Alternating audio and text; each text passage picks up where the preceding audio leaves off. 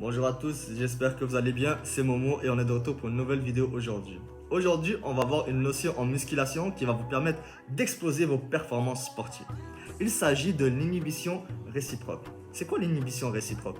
En gros, c'est l'inhibition de l'antagoniste. En d'autres termes, lorsqu'un muscle se contracte, le muscle opposé se détend pour permettre le mouvement.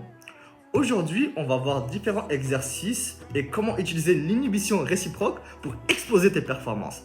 C'est parti! On va commencer avec les abdos. Est-ce que ça t'est déjà arrivé pendant que tu faisais des crunchs? Tu sentais plus tes quadriceps et ton psoas plutôt que tes abdos? Donc là, la solution avec l'inhibition réciproque, c'est que tu dois faire en sorte de contracter les ischios. Si tu arrives à contracter les ischios jambiers, ton corps va envoyer un signal au quadriceps pour se détendre.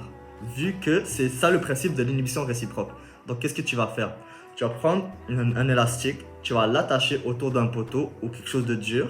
Tu vas rentrer tes pieds à l'intérieur et pendant que tu es sur le mouvement, sur le dos, tu vas reculer. Pendant que tu vas reculer, ça va créer une tension au niveau de tes talons, ce qui va faire en sorte que tes ischio-jambiers vont se contracter, tes quadriceps et ton psoas vont se détendre et tu vas sentir plus tes abdos. Exercice suivant. En parlant d'ischio-jambier, on va aller directement avec le lying leg curl. Est-ce que ça t'est déjà arrivé pendant que tu faisais le lying leg curl, tu sentais beaucoup plus tes mollets que tes ischios?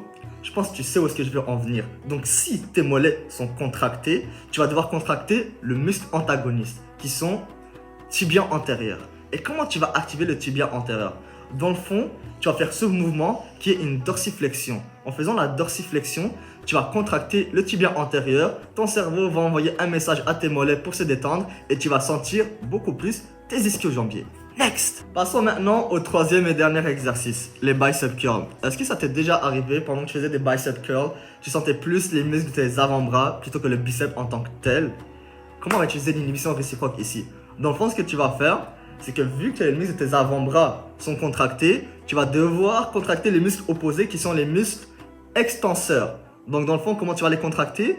Tu vas faire une extension au niveau de ton poignet pendant que tu fais l'exercice. Ce qui va faire en sorte de détendre les muscles de tes avant-bras et tu vas beaucoup plus sentir les muscles de tes biceps.